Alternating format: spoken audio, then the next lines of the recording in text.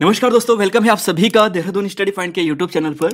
तो साथियों दोस्तों, काफ़ी लंबे समय बाद आप सभी से आज मिल रहे हैं। तो इसके लिए दोस्तों क्षमा चाहेंगे, काफ़ी लंबे समय बाद आपके सामने आ रहे हैं, कुछ पर्सनल काम पड़ गया था। तो देखिए, अधिशासी अधिकारी, कर राजस्व निरीक्षक अधिकारी है ना, इनका एग्जाम आपके अगले महीना है। और बहुत सारे हैं, बीपीडीओ का भी है, बहुत सारे एग्जाम है, यूकेएससी है, यूकेपीएससी का है। तो उन सभी के लिए दोस्तों यहाँ पर जो मॉक टेस्ट है उसकी सीरीज शुरू कर रहे हैं। एक दिन हिंदी का रहेगा, एक दिन जीएस का रहेगा। जीएस के 200 क्वेश्चन का सेट रहेगा, हिंदी के 100 क्वेश्चन का सेट रहेगा। और कल परसों से कोशिश भी करेंगे कि हिंदी का जिस दिन सेट रहा उस दिन आपको कुछ और टॉपिक भी करवाएं, ठीक है, उत्तराखंड का या फिर कुछ और का। तो शुरुआत करेंगे दोस्तों आज की अपनी क्लास को। हिंदी का ये आपके सामने सिलेबस है, इसी के अकॉर्डिंग आपके सामने क्वेश्चन डिजाइन किए गए हैं। हर टॉपिक से ऐसे ऐसे क्वेश्चन आपके सामने मिलेंगे, यानी वर्ण विचार से आपको 15 मिलेंगे, हिंदी तत्सम तद्भव देशज विदेशज से 10 मिलेंगे, है ना, वाक्यांश के एक शब्द से आपको 5 क्वेश्चन मिलेंगे। तो इसी प्रकार से आपके लिए ये क्वेश्चन सेट डिजाइन किया गया है। 10 मॉक टेस्ट आपको हिंदी के मिलने वाले हैं, जो अधिशासी अधिकारी और बहुत सारे एग्जाम में आपके काफी हेल्प करेगा। तो शुरुआत करते हैं दोस्तों आज की अपनी क्लास को। और वीडियो को दोस्तों लाइक कर लीजिएगा अगर आपको क्लास पसंद आती है, ठीक है। पहला क्वेश्चन है और आंसर देते जाएगा इसका। देखिए, हरिण या हिरण जो होता है, इसका शिकार करने वाले के लिए दोस्तों एक शब्द क्या है? उपज्ञा, ऋतंभरा, अग्रासन या फिर उपरोक्त में से कोई नहीं। तो देखिए दोस्तों, मैं आपको थोड़ा इसी स्पीड में लेकर चलूंगा, कोशिश करूंगा 40 से 45 मिनट में ये 100 क्वेश्चन आपको कंप्लीट डिस्कस करवा दूं। तो हरिण या हिरण का शिकार करने वाले के लिए जो एक शब्द होता है ना, ये होता है उपरोक्त में से कोई नहीं। क्यों? मतलब इनमें से कोई नहीं, और यह होता कौन है? इसे कहते हैं ऐणिक। ध्यान रखना क्या है? ऐणिक। तो ऐणिक होता है हरण या हिरण का जो शिकार करने वाला, इसके लिए एक शब्द। अब यहां पर दोस्तों देखिए, उपज्ञा, उपज्ञ का मतलब ज्ञान से होता है, इनोवेशन से होता है, आविष्कार से होता है, ठीक है। इसका अगर एक शब्द यहां पर देखें तो इसके लिए जो यूज होता है वो होता है अंतःकरण से स्वयं उत्पन्न हुआ, ठीक है। ऐसे अगर ऋतंभरा पूछा जाए तो ऋतंभरा का मतलब वो होता है कि जो एक सदा एक परिस्थिति जो होती है, मतलब एक जैसी सिचुएशन होती है, वहां पर जो उसकी बुद्धि होती है, निर्मल बुद्धि होती है, सात्विक बुद्धि होती है, समान रहती है। तो सदा एक रस रहने वाली सात्विक बुद्धि को ऋतंभरा कहते हैं, ठीक है। अग्रासन क्या होता है? देखिए, जब हम खाना खाते हैं ना, तो खाने खाने से पहले हम देवता को अर्पित करते हैं या फिर गाय को देते हैं। तो जो पहले दिया जाने वाला भोजन है देवता या गाय को, तो उसे अग्रासन कहते हैं। यानी देवता या गाय के लिए निकाला गया जो अन्न है, या स्पेशल कहे कि हम शुरुआत में दिया गया जो अन्न है, वो अग्रासन आता है। क्वेश्चन नंबर 2 है दोस्तों, पूछा गया है कि किसी को प्रसन्न करने के लिए दिया गया धन के लिए एक शब्द क्या होगा? किसी को प्रसन्न करना है, इसके लिए दिया गया जो धन है, इसके लिए एक शब्द क्या होगा? अतिश्वन, अनुसंधित्सु, अनुतोष या फिर अपध्वंस। क्या यहां पर क्वेश्चन नंबर 2 का राइट आंसर होगा? तो right answer option number C आपको मिलेगा, अनुतोष कहते हैं। किसी को प्रसन्न करने के लिए दिया गया जो धन है उसे अनुतोष कहते हैं। अब यहां पर देखिए, आप सोचोगे कि अतिश्वन क्या होता है? देखिए, अतिश्वन कहते हैं कि शब्द की गति से जो अधिक तेज हो उसे बोलते हैं अतिश्वन। जो अनुसंधित्सु है ना, अनुसंधान की इच्छा करने वाला, सुनिए दोबारा, अनुसंधित्सु, अनुसंधान जो रिसर्च करने की इच्छा रखने वाला है उसे अनुसंधित्सु कहते हैं। और अपध्वंस का दोस्तों आप ऐसे ध्यान रख लीजिएगा कि जिसकी माता उच्च वर्ण की हो, पिता निम्न वर्ण का हो, उसके लिए अपध्वंस एक शब्द का भी प्रयोग कर लेते हैं। तो क्वेश्चन नंबर 2 राइट आंसर आपको सी मिलने वाला है। नेक्स्ट क्वेश्चन है क्वेश्चन नंबर 3, क्वेश्चन नंबर 4। देखिए यहां पर 5, देखिए ये एक शब्द है जो 5 क्वेश्चन आपको मिलने हैं। अर्पणा के लिए दोस्तों एक शब्द है। वीडियो में आपको पूछा गया था कि अर्पणा किसका पर्यायवाची शब्द है? जो माता पार्वती जी का पर्यायवाची शब्द है। और अर्पणा के लिए एक शब्द क्या होता है? जो वह निरंतर गिरता जाए, वह पत्ता जो पेड़ से कभी ना गिरे, जल के अंदर उत्पन्न होने वाला, जल के अंदर उत्पन्न पत्ते, या वह जिसने पत्ता खाना भी छोड़ दिया हो। तो देखिए दोस्तों, ये था माता पार्वती जी के लिए एक शब्द प्रयोग किया जाता था। उन्होंने घोर तपस्या की थी, तो कुछ इस हिसाब से उनके लिए अर्पणा शब्द का प्रयोग किया गया था, ठीक है। तो उन्होंने मतलब हर जो यहाँ पर वनस्पति वगैरह होती है, पेड़ पौधे होती है, उनका त्याग कर दिया था। तो माता पार्वती या अर्पणा, अर्पणा का मतलब वह है जिसने पत्ता खाना भी छोड़ दिया हो। क्वेश्चन नंबर 4 है दोस्तों कि वह पुत्र जो माता पिता द्वारा त्यागा होने पर भी त्यागा हो और अन्य द्वारा पालित हो। मतलब समझ गए होंगे कि वह पुत्र है जिसके माता पिता ने उसे त्याग दिया है, लेकिन उसका पालन कोई और कर रहा है, तो उसके लिए क्या शब्द यहां पर प्रयोग किया जाता है? तो क्वेश्चन नंबर यहां पर आंसर देना है क्वेश्चन नंबर 4 का। तो राइट आंसर है दोस्तों ऑप्शन नंबर सी, अपविद। ध्यान रखना है, क्या रखना है? अपविद। जो पुत्र जो माता पिता द्वारा त्यागा होने पर अन्य द्वारा पालित हो उसे अपविद कहते हैं, अपविद कहते हैं। क्वेश्चन नंबर 5, मछली जैसी आंखों वाली के लिए एक शब्द क्या है? मछली जैसी आंखों वाली के लिए एक शब्द क्या आपको मिलने वाला है? तो देखिए, मीन, मीनाक्षी, अक्षिका या मगाक्षी। तो right answer option number A आपको मिलेगा, है ना, मीनाक्षी। तो मीनाक्षी मतलब सुंदर मछली जैसी आंखों वाली, ठीक है, ऑप्शन नंबर ए यहां पर सही है। तो ये 5 क्वेश्चन वाक्यांश के लिए एक शब्द था। अब वो 10 क्वेश्चन आपको शुद्ध शब्द से, वर्तनी शुद्धि से मिलने वाले हैं, इनका आंसर दीजिएगा, ठीक है। क्वेश्चन नंबर 6 है कि शुद्ध वाक्य का चयन कीजिए। देखिए, कामायनी सबसे सुंदरतम महाकाव्य है, मीठा संगीत सुनकर आनंद आ गया, राम प्रातः काल के समय नित्य घूमने जाता है, और तुम अपनी प्रतिज्ञा पर ध्यान दो। इसमें जो शुद्ध शब्द है वह कौन सा है? Question number 6। तो देखिए, इसका जो सही आंसर आपको मिलेगा ऑप्शन नंबर डी आपको मिलेगा। तो गलत क्यों है दोस्तों? देखिए, सबसे पहले देखिए, यहां पर आप एक चीज देखिए कि कामायनी सबसे और सुंदरतम, तो सबसे और सुंदरतम दोनों का मतलब दोस्तों सेम होता है, और जो सेम अर्थ वाले शब्द होते हैं वो एक वाक्य में कभी भी प्रयोग नहीं होते हैं, है ना। देखिए, सबसे सुंदर, देखिए सुंदरतम यानी सबसे उत्तम, जो सबसे बढ़िया है, और सबसे भी लिखा है, तो दोनों एक साथ कभी भी प्रयोग नहीं किया जा सकता। इनमें से केवल एक ही प्रयोग होगा, तब वह शुद्ध माना जाएगा। तो इसलिए यहां पर गलत है। मीठा संगीत सुनकर आनंद आ गया, मीठा संगीत नहीं होता है, मधुर संगीत सुनकर आनंद आ गया, तो यहां पर मधुर आना चाहिए था। प्रातः काल के समय नित्य घूमने जाता, मतलब राम प्रातः काल के समय नित्य घूमने जाता है। अब देखिए, प्रातः काल के समय, काल और समय दोनों का मतलब सेम आए ना, फिर यह भी एक साथ प्रयोग नहीं किया जाएगा, इसका मतलब यह भी यहां पर गलत है। तो राम प्रातः काल नित्य घूमने जाता है, या राम प्रातः समय घूमने जाता है, या राम सुबह घूमने जाता है, मतलब ऐसे आपको बोलना है। जो एक समानार्थी वाले शब्द होंगे वो एक साथ आपको प्रयोग नहीं करने हैं। क्वेश्चन नंबर 7 है, अशुद्ध वर्तनी का आपको चयन करना है। आधीन, अनधिकार, अहिल्या, भगीरथ, क्या यहां पर अशुद्ध वर्तनी है? जरा बताएगा क्वेश्चन नंबर 7 का। तो साथियों, इसका राइट आंसर आपको मिलेगा ऑप्शन नंबर ए, अधीन। नहीं, क्या होता है? अधीन। क्या होता है? अधीन, ध्यान रखिएगा, अधीन, ठीक है, अधीन ये होता है, अधीन। तो ऑप्शन नंबर ए ही गलत है, बाकी ये सभी सही है। अनधिकार, अहिल्या, बहुत से जन अहिल्या पढ़ते हैं जो गलत होता है, और भगीरथ, ठीक है। तो यहां पर ऑप्शन नंबर ए राइट है। क्वेश्चन नंबर देखिए 8 से 10 है, ये अशुद्ध शब्द का आपको चयन करना है, ठीक है। अशुद्ध शब्द आपको चयन करना है। कौन सा यहां पर अशुद्ध शब्द है? अत्यधिक, गत्यवरोध, दुर्वस्था, अभ्यर्थी, कौन सा यहां पर अशुद्ध शब्द है? क्वेश्चन नंबर 8 में अशुद्ध शब्द कौन सा है? देखिए, अत्यधिक दोस्तों बिल्कुल सही है, अति धन अधिक होता है ना, तो अत्यधिक ये बिल्कुल सही है, अत्यधिक, अत्या नहीं होता है, अत्यधिक, ठीक है। गत्य अवरोध बिल्कुल दोस्तों ये सही है, गति धन अवरोध, गत्य अवरोध। दुरावस्था हमेशा सही है, आप ऐसा ना कर देना कहीं दुरावस्था, ये गलत हो जाएगा, ठीक है। ये दुर होता है ना, दुर हलंत वाला, आधा रा आती है, और अवस्था जब मिलती है तो अवस्था में ये आ क्या बन जाता है, इसको कंप्लीट कर देता है, तो ये दुर हो जाता है, दुर्वस्था। तो ये भी यहां पर सही है। अभ्यर्थी नहीं होता है, क्या होता है? अभ्यर्थी, अभ्यर्थी, ठीक है। तो ये यहां पर सही है, छोटी आ की मात्रा आएगी यहां पर बड़ी आ की मात्रा नहीं आएगी। क्वेश्चन नंबर 8 का right answer option number D. 9 का राइट आंसर आपको देखना है। उपलक्ष्य, अध्ययन, व्यंग्य, द्वंद्व, क्या यहां पर सही होगा? क्वेश्चन नंबर 9 में अशुद्ध शब्द कौन सा है?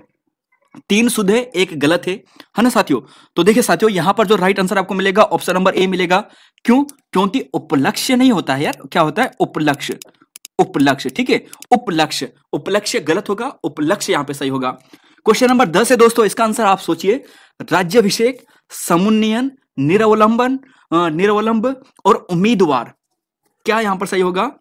तो राइट आंसर दोस्तों आपको मिलेगा यहां पे राज्याभिषेक। देखिए, अब एक चीज देखो, आप बोलोगे कि यहां पर आ की मात्रा क्यों नहीं आई है? देखिए, आप दो शब्दों को जोड़ो ना, एक बना है राज्य और एक बना है अभिषेक, है ना। तो जब ऐसे शब्द से मिलकर बना है तो यहां पर आ तो पूरा ऑलरेडी आ रखा है, ये भी आ रखा है। जब दोनों आ मिलेगी तो बड़ा आ बनेगा, तो राज्याभिषेक होगा, है नी, यानी या के बाद आ की मात्रा आएगी, तो ये सही होगा, ठीक है। सम धन उन्नयन, तो यहां पर बिल्कुल सही है, सम ये वाला, धन उन्नयन, जब उन्नयन बनेगा तो ये ओ इसमें चला जाएगा तो समूह हो जाएगा, ठीक है, समुन्नयन। तो यहां पर ऐसा ही होगा, ठीक है। तो क्वेश्चन नंबर 10 का right answer option number A यहां पर गलत है। क्वेश्चन नंबर 11 है दोस्तों, और पूछा गया है यहां पर, देखिए पूछा गया आपको शुद्ध वाक्य का आपको चयन करना है। आग मुझको उष्णता प्रदान करता है, बड़ों का आज्ञा मानना चाहिए, पुष्पा ने ग्रंथ पढ़ा, और विद्या विनय देती है। क्वेश्चन नंबर 11 है, शुद्ध वाक्य का चयन कीजिए, इसमें आराम से चयन कीजिए जरा। यहां पर क्वेश्चन नंबर 11 में विद्या विनय देती है, पुष्पा ने ग्रंथ पढ़ा, बड़ों का आज्ञा मानना चाहिए, आग मुझको उष्णता प्रदान करता है। क्या गलत है इसमें, कौन सा शुद्ध है, यहां पर बताएगा क्या मिस्टेक हो रखी है इन क्वेश्चन में। तो देखिए राइट आंसर आपको मिलेगा ऑप्शन नंबर सी। अब आप बोलोगे कि पुष्पा पुष्पा ने ग्रंथ पढ़ी, तो ये तो गलत होगा ना। पुष्पा पुरुष है, ठीक है, मेल आ गया, तो उसमें पढ़ा ठीक आएगा। पुष्पा ने ग्रंथ पढ़ा, ठीक है, हमारा जो डेविड वार्नर है ना पुष्पा, वो यहां पर आएगा। तो पुष्पा ने ग्रंथ पढ़ा। अब यहां पर देखिए आग मुझको उष्णता प्रदान करता है, नहीं, आग मुझको नहीं आएगा, मुझको हमेशा गलत होएगा। देखिए मुझको को हमेशा, अगर आपको कहीं पर ऐसा दिखे ना को वाला, तो ये हमेशा गलत होगा।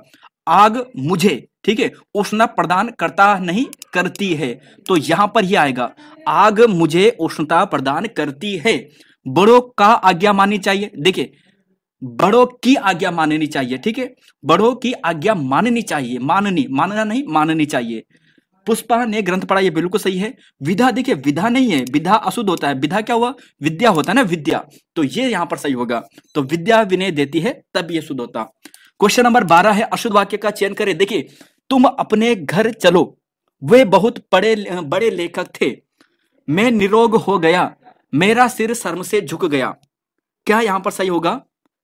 तो जी हाँ दोस्तों, आपने आंसर देख भी लिया होगा, इसका सही आंसर ऑप्शन नंबर सी आएगा। क्यों आएगा, क्योंकि मैं निरोग, देखिए निरोग होता है, निरोग, निरोग, यही शब्द इस बार बीपीडीओ में आपको पूछा गया था, निरोग वाला, है ना। भले वो कुछ और तरीके से पूछा गया था, लेकिन निरोग शुद्ध शब्द होता है, ठीक है। तुम अपने घर चलो, ये भी शुद्ध है। मेरा सिर, देखिए सर मत बोल देना, मेरा सिर शर्म से झुक गया, सिर आता है सर नहीं, तो मेरा सिर शर्म से झुक गया, ये भी शुद्ध है। तो मैं निरोग हो गया, ये शुद्ध होना था। क्वेश्चन नंबर 213 से लेकर 15 तक है, और यहां पर शुद्ध वाक्य वाला जो पार्ट है कंप्लीट हो जाएगा, यानी ठीक है, जो वर्तनी शुद्धि वाक्य शुद्धि वाले शब्द थे। देखिए 13 से 15 है, आपको बताना है, अशुद्ध शब्द का चयन करना है, ठीक है। ये 13वां वाला क्वेश्चन है, ये 14वां वाला है, और ये 15वां वाला है। देखिए आविष्कार, अनुगृहित, अंतर्धान, आमिष, यही प्रश्न अभी इसमें भी आ रखा था, ये जो बंदी रक्षा का एग्जाम हुआ है कल परसों का, है ना, अभी 10-15 दिन पहले, 10 दिन पहले।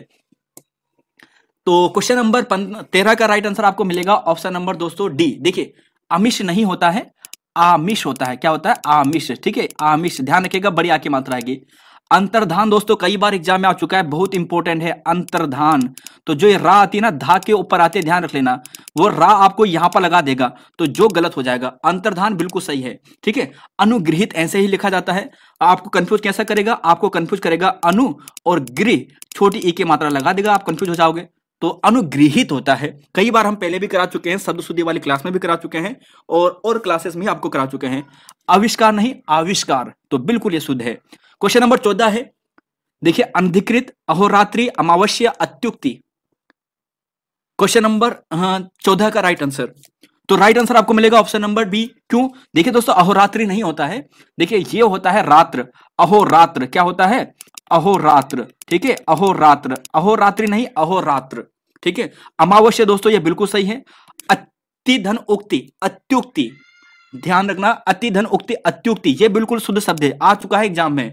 अनधिकृत कई बार एग्जाम में आ चुके हैं, तो ये मोस्ट इंपोर्टेंट शब्द है एग्जाम की दृष्टि से। ईर्षा, कैलाश, आशीर्वाद, अनभिज्ञ। क्वेश्चन नंबर यहां पर 15वां का राइट आंसर, तो साथियों इसका राइट आंसर आपको मिलेगा ए। देखिए आप दोस्तों अच्छे से जानते हैं कि ईर्षा में आधा सा आता है, ठीक है, फिर या आता है, फिर बड़ी आ की मात्रा, और फिर ये, तो ईर्ष्या ऐसा लिखा जाता है, ठीक है। बाकी कैलाश दोस्तों बिल्कुल सही है, आप में से बहुत से स्टूडेंट ऐसे लिखेंगे कैलाश, सलजम वाली सा, गलत, शुद्ध रूप कैलाश होता है। आशीर्वाद बिल्कुल सही है। अनभिज्ञ यह भी बिल्कुल सही है, ठीक है। आशीर्वाद, आशीर जो र लगता है ये बाद में लगता है, आशीर रा में सा में नहीं लगता है, बाद वाले में लगता है। अनभिज्ञ, तो यह भी सही है। तो क्वेश्चन नंबर 13 से लेकर 15 तक हो चुके हैं, 2 पार्ट कंप्लीट हो चुके हैं, शुद्ध शब्द वाला भी हो चुका है, और इसके अलावा जो यहाँ पर 5 क्वेश्चन उसके थे जो वाक्यांश के लिए एक शब्द, वो कंप्लीट हो चुका है। अब देखिए आपके सामने जो ये वाले शब्द आ रखे हैं, ये सुरती सुरती सम हो गया है, ये 4-5 पार्ट के हैं, मतलब ये वाला है। देखिए एक बार बता देता हूँ आपको। देखिए पूरे क्वेश्चन दोस्तों सिलेबस के अनुसार है, पूरे क्वेश्चन आपको सिलेबस के अनुसार मिलेगा, जैसा सिलेबस आपको डिजाइन किया गया है उसी के अनुसार यहाँ पर एक क्वेश्चन डिजाइन किए गए हैं, ठीक है। तो अब हम चलते हैं इस वाले पार्ट पे, क्वेश्चन नंबर 5 पे। यहाँ से आपको 10 क्वेश्चन देखने को मिलेंगे। चलेंगे अगले क्वेश्चन पे। क्वेश्चन नंबर हमने देख लिया है यहाँ पर 7 तक, 10 तक, 15 तक, देखिए ठीक है। अब यहाँ पर देखिए, हरि का अनेकार्थक शब्द कौन सा नहीं है? हरि का अनेकार्थक शब्द कौन सा नहीं है? बंदर, इंद्र, हवा या फिर सोना? तो जी हाँ दोस्तों, आपको मिलेगा ऑप्शन नंबर डी। देखिए अगर आपको बोला जाए, ध्यान रखिएगा दोस्तों, हरि का मतलब बहुत सारे होते हैं, हरि का मतलब बहुत सारे होता है, हरि का मतलब सोना नहीं होता बस, ठीक है। हरि बंदर को भी बोलते हैं, हरि इंद्र को भी बोलते हैं, हरि भगवान विष्णु जी को भी बोलते हैं, ठीक है। हरि हवा को भी बोलते हैं, हरि मेंढक को बोलते हैं, हंस को बोलते हैं, कामदेव को बोलते हैं, सर्प को बोलते हैं, आग को भी बोलते हैं और चांद को भी बोलते हैं।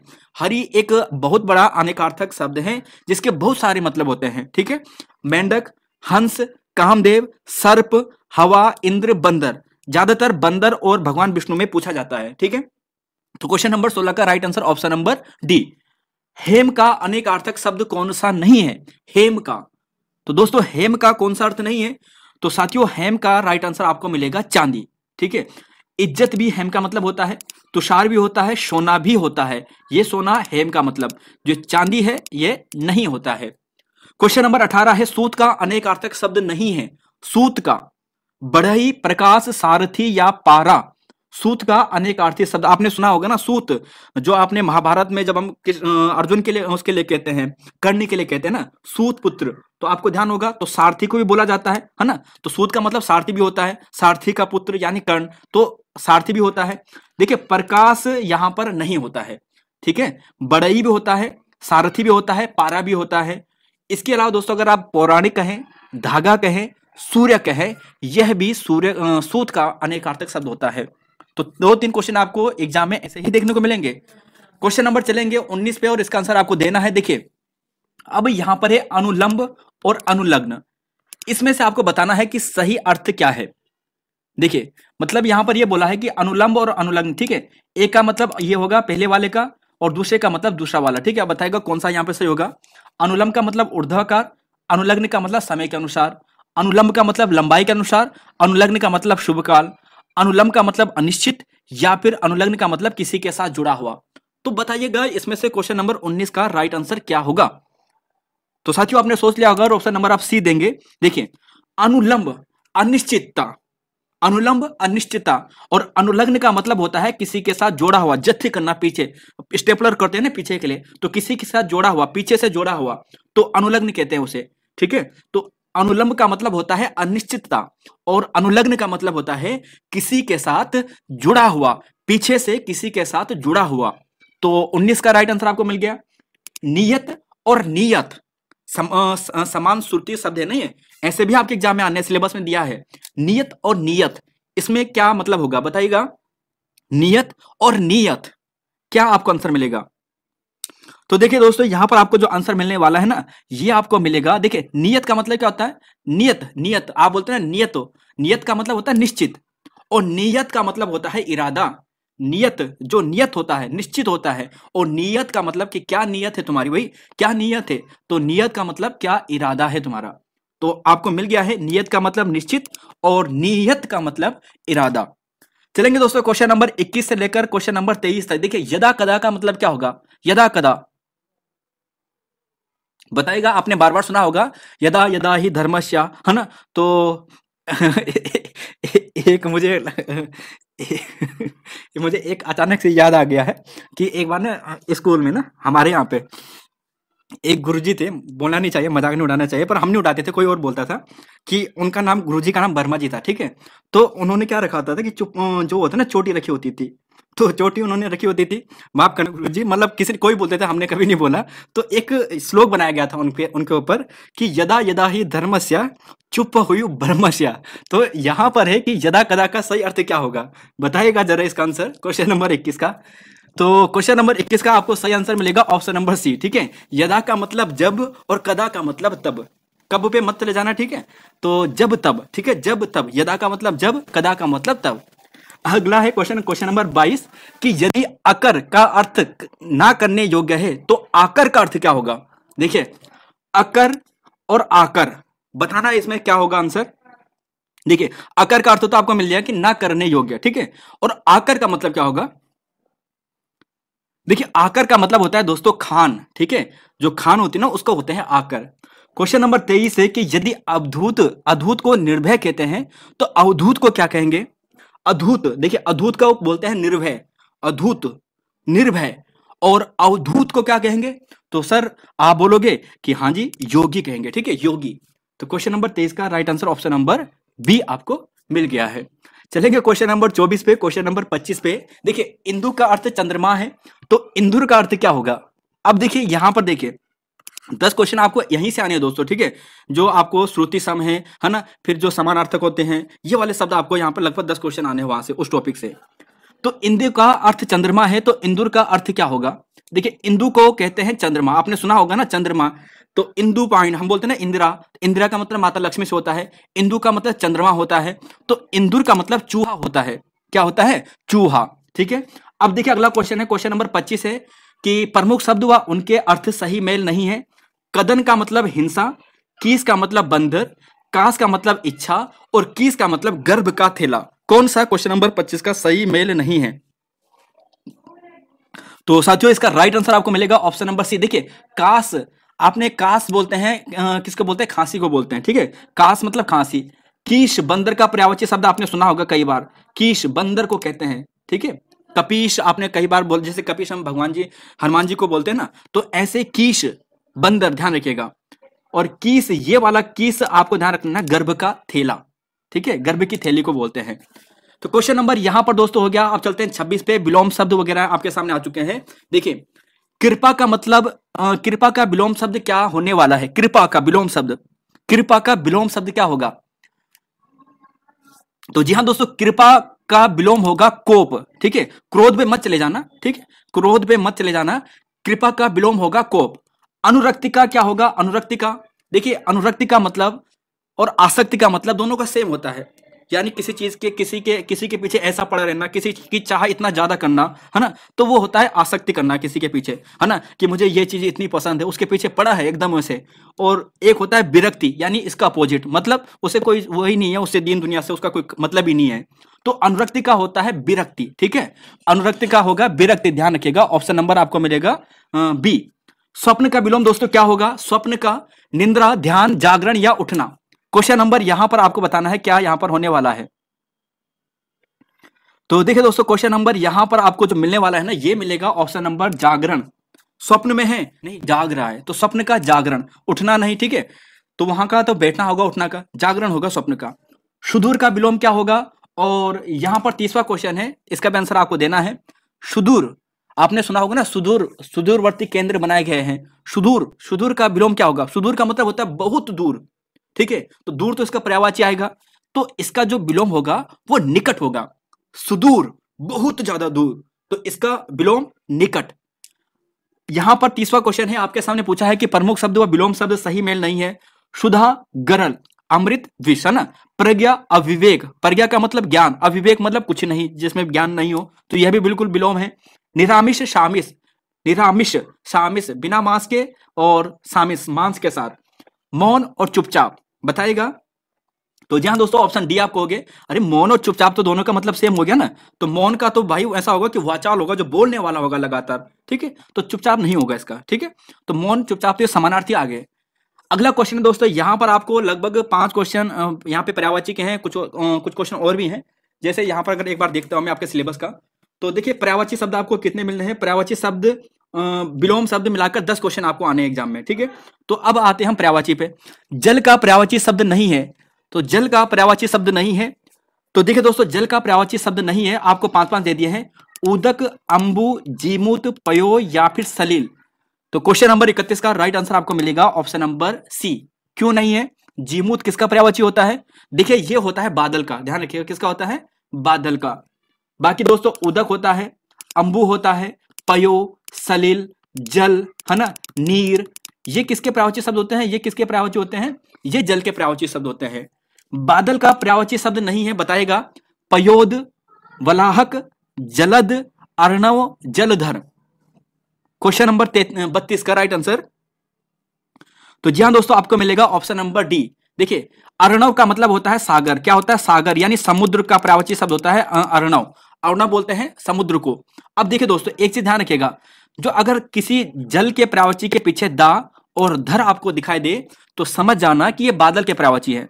ठीक है, जल के पर्यायवाची जितने भी हैं, चाहे उदक है, अंबु है, अंबुद, या फिर हम बोले उदद, या फिर हम पयोद, है ना, तो जहां पर भी जल के पर्यायवाची के पीछे दा दिखाई दे या धर आपको दिखाई दे तो बादल के पर्यायवाची शब्द होंगे।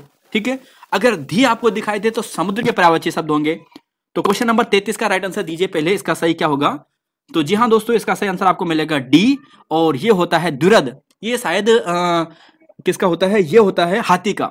ठीक है, द्विरद हाथी को बोलते हैं। बाकी रत्नाकर, नीरनिधि, उदधि, पारावर, ध्यान रखिएगा धी, निधि, ये आपको समुद्र के पर्यायवाची शब्द में पीछे को देखने को मिलते हैं। जैसे नीर निधि, जल निधि, पयो निधि, तो निधि, निधि या धी, तो ये समुद्र के पर्यायवाची शब्द आएंगे। ठीक है, और कभी भी किसी जल के पर्यायवाची के पीछे आपको जा दिखाई दे तो आप आसानी से समझ सकते हो ये कमल के पर्यायवाची होंगे। जा का मतलब जन्म से, है ना, जैसे जलज, नीरज, पंकज, ये कमल के पर्यायवाची शब्द है। क्वेश्चन नंबर 34, 35, देखिए सविता पर्यायवाची शब्द है, किसका बताना है? क्वेश्चन नंबर 34 का सविता पर्यायवाची शब्द है स्त्री, चांद, सूर्य, हाथी। तो साथियों इसका राइट आंसर आपको मिलेगा ऑप्शन नंबर सी, सूर्य आपको मिलने वाला है। तो right answer option number C आपको मिलने वाला है। ठीक है, देखिए दोस्तों यहां पर अगर बात करें ना, मार्तंड, सविता, पतंग, आदित्य, अर्क, अंशुमाली, ठीक है, तो ये सभी क्या होते हैं? सूर्य के पर्यायवाची शब्द होते हैं।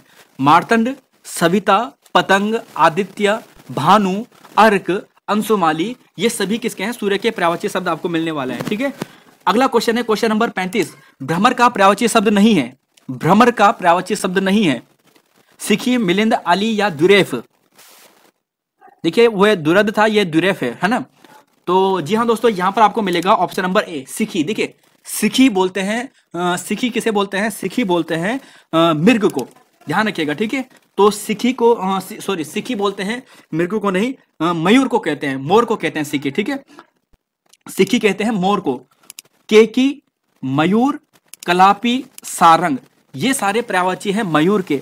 सिखी भी बोलते हैं मयूर को। ठीक है, और जो मृग की बात कर रहा हूं तो मृग को दूसरा नाम होता है मृग का। मृग के जो पर्यायवाची शब्द की बात करें मृग में, तो मृग में जैसे दोस्तों मृग का एक पर्यायवाची आपको जो मिलने वाला है वो मिलेगा कुरंग। ध्यान रखिएगा, मृग आपको पूछा जाए ना तो मृग में ध्यान रखिएगा एक है कुरंग, जो बहुत इंपॉर्टेंट बनता है, एग्जाम में आ चुका है, यूकेपीएससी के एग्जाम में। एक कुरंग होता है। अच्छा, एक कृष्ण सार भी इसे कहते हैं, कृष्ण सार। तो मृग हो गया, कृष्ण सार हो गया है, सारंग भी इसका एक पर्यायवाची शब्द होता है। और एक चीज दोस्तों ध्यान रख लेना, जैसे हरिण तो आप सभी जानते हैं, तो ये चीज आपको ध्यान रख लेना है। तो क्वेश्चन नंबर 35 दोस्तों ये हो चुका है। अब देखिए दोस्तों, यहां पर जो ये भ्रमर है ना, इसके पर्यायवाची शब्द आप देखेंगे, चंचरीक बोलते हैं, मिलिंद कहते हैं, सिलीमुख, सिलीमुख, सिलीमुख, भृंग, षष्ठ पद, 6 पद होते हैं ना इसके, मधुकर, मधुप, तो ये पर्यायवाची शब्द होते हैं किसके? भ्रमर के। तो क्वेश्चन नंबर 35 का ये हो चुका है। और अब चलते हैं दोस्तों हमारी वर्णमाला पे। ठीक है, तो वर्णमाला से कुछ ऐसे प्रश्न आपके एग्जाम में बनेंगे वर्ण विचार से। 15 क्वेश्चन आपको यहां से देखने को मिलेंगे, अगले पार्ट पे आ चुके हैं। भाषा की सबसे छोटी मौखिक इकाई कौन सी है? देखिए ऑप्शन के अनुसार आपको बताना है भाषा की सबसे छोटी मौखिक इकाई। तो जी हाँ, ध्वनि आपको मिलेगी। ठीक है, लिखित बोले तो आप अक्षर पे जा सकते हैं, वर्ण पे जा सकते हैं। ध्वनि बोले तो ध्वनि का मतलब मौखिक इकाई में आएगा। भाषा का सबसे बड़ा अंग कौन सा है? भाषा का सबसे बड़ा अंग कौन सा है? तो जी हाँ, आप कहोगे कि वाक्य सबसे बड़ा अंग होता है। भाषा का सबसे बड़ा अंग वाक्य होता है। पाणिनि ने वर्णमाला के कितने सूत्र को दिया था? देखिए पाणिनि ने वर्णमाला में कितने सूत्रों को दिया था? देखिए पाणिनि ने ना, बोला जाता है कि महेश्वर सूत्रों का निर्माण किया था। महेश्वर बोला जाता है कि पाणिनि ने घोर तपस्या की थी और तपस्या होकर शिव जी ने क्या कहते डमरू बजाया था और डमरू बजाने से 14 माहेश्वर सूत्र निकले थे। कितने निकले थे? 14 माहेश्वर सूत्र निकले थे और इन्हीं को माहेश्वर सूत्र या 14 सूत्रों के नाम से भी जाना जाता है। ठीक है, तो पाणिनि ने वर्णमाला के 14 सूत्र दिए थे। तो क्वेश्चन नंबर 38 हो चुका है। 39, 40, 41। देखिए वर्ण के कितने भेद होते हैं आपको बताना है। वर्ण के कितने भेद होते हैं? तो देखिए दोस्तों वर्ण के कितने भेद होते हैं? वर्ण के 2 भेद होते हैं। कौन से भेद होते हैं बताइएगा जरा। तो आप कहोगे बहुत सरल है, एक तो स्वर होता है, एक व्यंजन होता है। तो 2 ही तो भेद होते हैं, स्वर और व्यंजन। तो वर्ण के 2 भेद होते हैं। निम्नलिखित में से कौन सा एक मात्रिक स्वर नहीं है? देखिए एक मात्रिक स्वर कौन सा नहीं है आपको बताना है। क्वेश्चन नंबर 40 में एक मात्रिक स्वर कौन सा नहीं है?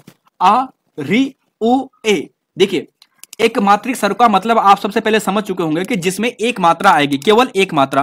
इसका मतलब क्या होगा? ये ह्रस्व स्वर होंगे। क्या होंगे? ह्रस्व स्वर होंगे। मतलब ये लघु स्वर होंगे। इसका मतलब ये मूल स्वर होंगे। तो आप जो भी पूछा जाएगा ह्रस्व, लघु, मूल मतलब क्या है आप जानते हैं। आ, ई, उ और री, ये 4 होते हैं ये स्वर। तो एक मात्रिक में दोस्तों आपको ए नहीं दिखने को मिलेगा क्योंकि 2 शब्दों से बना है ना, आ धन ई से। तो यहां पर ऑप्शन नंबर डी आएगा। क्वेश्चन नंबर 41 से स्पष्ट व्यंजन नहीं है। देखिए स्पष्ट व्यंजन दोस्तों आपको ऑप्शन सी नहीं मिलेगा। साथ देखिए आपने सुना होगा, देखिए स्पर्श व्यंजन सुना होगा आपने कई बार। स्पर्श व्यंजन, स्पष्ट ना भी सुना होगा तो स्पर्श व्यंजन आप बोलते हैं जिसे वर्गीय व्यंजन भी कहते हैं। वर्गीय व्यंजन जिसे आप कहते हैं ना, तो वर्गीय व्यंजन मतलब का से लेकर मां तक, का खा गा गा है ना, इस टाइप से चा चा जा यहाँ। तो जो ये व्यंजन है ये वर्गीय व्यंजन है, इन्हीं को स्पष्ट व्यंजन के नाम से भी जानते हैं। ठीक है, तो का से लेकर मां तक के जो व्यंजन आएंगे वो स्पष्ट व्यंजन होते हैं। इन्हीं को स्पर्श व्यंजन कहते हैं, इन्हीं को वर्गीय व्यंजन भी कहते हैं। अच्छा, एक आता है ईसत स्पष्ट व्यंजन। उच्चारित होने वाला व्यंजन निम्न में से कौन सा नहीं है? अब देखिए ये अलग होता है ईसत स्पष्ट व्यंजन, ठीक है, जो थोड़ा थोड़ा लगता है। तो ईसत स्पष्ट का मतलब होता है दोस्तों यहां पर कौन सा नहीं आएगा? तो या, रा, ला, वा ये आते हैं, हा नहीं आता है। ध्यान रखिएगा क्या नहीं आता है? हा नहीं आता है। 43 से क्वेश्चन पे चलते हैं और यहां पर पूछा गया है कि सही वर्ण विच्छेद दोस्तों नहीं है, आपको बताना है। क्वेश्चन नंबर 43 देखिए, ए की बात करेंगे तो आ धन ई से बनता है। ठीक है, आई की बात करेंगे तो आ धन बड़ी ई से बनता है और ओ की बात करें आ धन ओ से और औ की बात करें अ धन औ से। तो यहां पर कौन सा वर्ण विच्छेद सही नहीं होगा बताइएगा। तो जी हाँ दोस्तों ऑप्शन बी आपको मिलेगा। देखिए आई की बात करेंगे ना तो ये बनेगा ए से, धन ई से, तब जाके वो आय होगा। ठीक है, तो ध्यान रखिएगा यहां पर आपको ध्यान रख लेना, बाकी सभी सही हैं। जैसे औ की बात करेंगे ना, आ धन औ से बनता है, तो ऐसे यहां पर जो आय होता है ये आ धन ई से बनता है, ए धन ई से बनता है। क्वेश्चन नंबर 43 पे हो चुका है। क्वेश्चन नंबर 44, क्वेश्चन नंबर 45 और 46 देखिए, निम्नलिखित में से कौन सा अवृत्तमुखी नहीं है? अवृत्तमुखी कौन सा नहीं है आपको बताना है। आ, री, आ धन उ, आ, री, उ और आ, कौन सा अवृत्तमुखी नहीं है? तो दोस्तों देखिए देखिए अगर हम बात करें ना होंठ हमारे, तो होंठों की स्थिति के आधार पर 2 होते हैं। एक होता है अवृत्तमुखी, एक होता है वृत्तमुखी। वृत्तमुखी है ना। अब देखिए जो वृत्तमुखी होता है ना, उ, उ, ओ, आओ, तो ये जो 4 आपको दिखाई दे रहे हैं ये वृत्तमुखी के अंतर्गत आएंगे।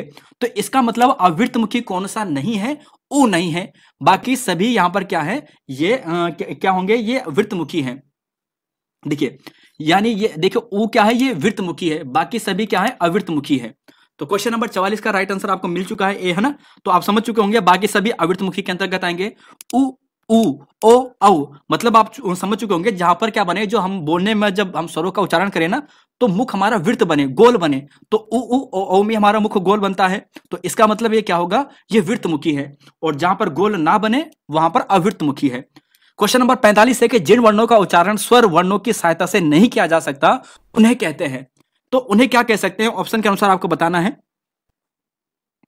तो देखिए दोस्तों इसका सही आंसर आपको मिलेगा हल। देखिए अब आप जो सोचोगे यार कि ये हल क्या है, देखिए हल का मतलब आप हलंत से समझिएगा। जैसे हम वर्ण लिखते हैं ना, का, ख, ग, तो हम हलन करके लिखते हैं। हलन का मतलब ये होता है व्यंजन, ठीक है। और व्यंजन का मतलब क्या होगा? व्यंजन का मतलब होता है कि इसके बाद आपको स्वर लगाना ही लगाना है। अगर आप स्वर नहीं लगाओगे तो ये कंप्लीट नहीं होगा। मतलब आपने ये आधा काल लिखा और आपने स्वर इसमें लगाया ही नहीं, यानी पीछे आ आपने या फिर ई या कुछ भी लगाया ही नहीं, तो क्या होगा, तो आधा ही रहेगा। तो यहां पर ये का तब बनेगा, है ना, जब हम इसके पीछे स्वर लगाएंगे। तो जिन वर्णों के उच्चारण में स्वर वर्णों की सहायता से नहीं किया जा सकता उन्हें क्या कहते हैं, व्यंजन कहते हैं। ठीक है, उन्हें हल कहते हैं या उन्हें हम व्यंजन भी सामान्यतः कहते हैं। मतलब इसमें व्यंजन में स्वर लगाना बहुत आवश्यक है। ठीक है, तो ऑप्शन नंबर सी होगा। यहां पर हल ऑप्शन में ना आए तो यहां पर व्यंजन भी आ सकता है, यह भी इसकी परिभाषा को सही परिभाषित करेगा। क्वेश्चन नंबर 46, हिंदी भाषा को देवनागरी लिपि के रूप में संवैधानिक दर्जा कब दिया गया था? बहुत सरल सवाल आ चुका है और ऑप्शन नंबर डी यहां पर सही है, 14 सितंबर 1949। अगला क्वेश्चन है question number 47, question number 48, question number 49। उच्चारण के आधार पर वर्णों की संख्या कितनी होती है? देखिए, एक होता है कुल वर्णों की संख्या, एक होता है वर्णों की उच्चारण के आधार पर। तो उच्चारण के आधार पर दोस्तों 45 होती है, ध्यान रखिएगा क्या होती है, 45 होती है। ठीक है, तो उच्चारण के आधार पर वर्णों की कुल संख्या 45 होती है। अगर कुल के हिसाब से पूछा जाए तब आप 52 पे चले जाना, लेकिन उच्चारण के आधार पर पूछा जाए तो 45 होती है। हिंदी में दीर्घ स्वरों की संख्या कितनी होती है? हिंदी में दीर्घ स्वरों की संख्या, तो देखिए दोस्तों, अभी आपको बताया था लघु स्वर, मूल स्वर, एक मात्रिक स्वर या ह्रस्व स्वर, है ना। तो ये जो सभी स्वर होते हैं ये 4 होते हैं, आ, ई, उ और री। बाकी इसके अतिरिक्त जितने भी यहां पर स्वर आते हैं, जो बाकी 7 बच जाते हैं, तो ये क्या होते हैं, ये दीर्घ स्वर होते हैं। ध्यान रखिएगा, दीर्घ स्वर होते हैं। ठीक है, तो क्वेश्चन नंबर यहां पर जैसे बड़ा आ, बड़ा ई, बड़ा उ, ए, आई, ओ, औ, है ना, तो ये क्या होते हैं, ये दीर्घ स्वर होते हैं। ये टोटल 7 होंगे। अगर संस्कृत में हम चलते हैं तो संस्कृत में एक शब्द और जुड़ जाता है और वह होता है ली, तो ये भी इसके अंतर्गत आ जाता है। ठीक है, तो इसे अभी आप ध्यान मत देना, अभी केवल 7 हम हिंदी के हिसाब से चल रहे हैं। जिन स्वरों के उच्चारण में हवा मुख के साथ नाक से भी निकलती है, तो नाक से भी निकलती है मतलब क्या होगा, अनुनासिक, यानी उसका क्या करेगी, उसके पीछे पीछे चलेगी, अनुनासिक होगा। तो नाक से भी निकलेगी हवा, अनुनासिक। निर्नासिक, जिसमें सांस नाक से ना निकले। तो ऑप्शन नंबर दोस्तों बी यहां पर सही है। देखिए 50वां क्वेश्चन, 51वां क्वेश्चन है, जीवा के आधार पर स्वरों का विभाजन किया गया है। जीवा के आधार पर स्वरों का विभाजन किया गया है। तो देखिए, जीवा के आधार पर स्वरों का जो विभाजन किया गया है ना, तो आप कहोगे कि 3 प्रकार किया गया है। जरा लिखिए कमेंट बॉक्स में, थोड़ा वीडियो पॉज करें और लिखिए कहां पर कौन कौन से हैं, कौन कौन से स्वरों का विभाजन किया गया है जीवा के आधार पर, बताएगा। तो जी हाँ दोस्तों, आप कहने वाले हैं ये। ठीक है, अग्र, मध्य, पश्च, ये यहां पर होता है। ठीक है, अग्र होता है, ये मध्य होता है और ये पश्च होता है। तो अग्र में आता है ई, ए, आई, मध्य में केवल आ और बाकी सभी आ, उ, आओ, है ना। तो ये किस में आते हैं, ये आते हैं आपको, यानी ओ, आओ, ये सारे किस में आते हैं, ये आते हैं पश्च स्वर के अंतर्गत। तो ई, ए, आई अग्र में, आ मध्य में, आ, उ, आओ, ये सारे किस में आएंगे, ये पश्च के अंतर्गत आएंगे। तो जीवा के आधार पर स्वरों का विभाजन 3 प्रकार से किया गया है, अग्र, मध्य और पश्च में। अग्र के अंतर्गत ई, ए, आई, मध्य के अंतर्गत आ और बाकी सभी किसके, पश्च के अंतर्गत। क्वेश्चन नंबर 51 है कि फारसी भाषा का शब्द नहीं है। देखिए यहां पर फारसी भाषा का शब्द नहीं है। क्वेश्चन नंबर 51, अमरूद, जिंदगी, गरम और तलाश। तो जी हां दोस्तों, इसका सही आंसर आपको मिलेगा, यानी यहां पर देखिए, यहां पर आएगा तलाश। ठीक है, देखिए अमरूद, जिंदगी, गरम, ये सारे दोस्तों क्या है कि ये फारसी भाषा के शब्द हैं। इसके अलावा एक महत्वपूर्ण शब्द है सरकार। हम पहले आपको एक ट्रिक के माध्यम से ऑलरेडी करा चुके हैं, कई बार करा चुके हैं, शायद बहुत बार करा चुके हैं, जहां पे हमने ट्रिक भी बताई थी आपको। तो सरकार हो गया है, जिंदगी हो गया, गरम हो गया है ना। हमने कहा था कि फारस की सरकार इतनी निकम्मी है ना, कि उसके दरबारी बैठे हैं, अंगूर किशमिश की पार्टी कर रहे हैं, कुछ ऐसी ट्रिक बताई थी आपको। तो फारसी भाषा के शब्द हैं। तलाश की बात करते हैं तो ये अरबी भाषा का है। ठीक है, 52वां क्वेश्चन है कि तुर्की किस भाषा का तुर्की भाषा का शब्द कौन सा नहीं है। क्वेश्चन नंबर 52, अमरूद, जिंदगी, गरम, ये किस भाषा के शब्द है, फारसी भाषा के शब्द है। ठीक है, तो ध्यान रखिएगा, फारसी भाषा के शब्द हैं। तो देखिए दोस्तों, लिफाफा, कालीन, उर्दू, चेचक, तो इसमें जो आपको लिफाफा दिखाई दे रहा है ना, ये तुर्की भाषा का शब्द नहीं है। कालीन, उर्दू, चेचक, कैंची कई बार एग्जाम में आ चुका है। ठीक है, कैंची के अलावा आपको यहां पर एक लांस आता है ना। इसके अलावा यहां पर जो बारूद आता है, बारूद, तोप, यानी मारधार वाली जो चीजें आती हैं। ठीक है, दरोगा, दरोगा भी इसी के अंतर्गत आता है। तो ये जो शब्द आती है तुर्की भाषा के अंतर्गत आते हैं। कालीन, उर्दू, चेचक, बारूद, तोप, दरोगा, कैंची, लांस, है ना, बेगम। तो ये आपको यहां पर मिलने वाले हैं तुर्की भाषा के अंतर्गत। क्वेश्चन नंबर यहां पर देखिए 53 से लेकर 55 तक देशज और विदेशज शब्द वाले हैं। तो आपको यहां पर देशज शब्द का पता करना है 53 में, 54 में और 55 में। तो बताएगा यहां पर क्या आपको मिलने वाला है 53 में, कौन सा शब्द देशज नहीं है? लुटिया, गेंदा, घोंसला, ये घोंसला लिख लिया, ठीक है, घोंसला आएगा, घोंसला, और असर।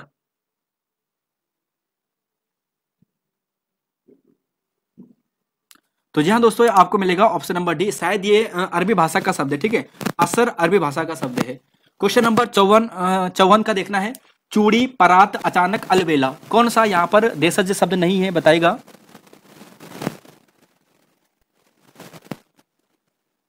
तो जी हाँ दोस्तों, आप कहोगे कि यहां पर आपको मिलेगा, ये आपको मिलेगा ऑप्शन नंबर बी, ठीक है, परात। देखिए परात की बात करें तो परात किस भाषा का? ये पुर्तगाली भाषा का शब्द है, ठीक है, परात पुर्तगाली भाषा का शब्द है। इसके अलावा गोदाम आता है, गोदाम आता है, ठीक है, अलमारी आती है, अलमारी, साबुन आता है, ये ऐसे शब्द है जो पुर्तगाली भाषा के शब्द हैं।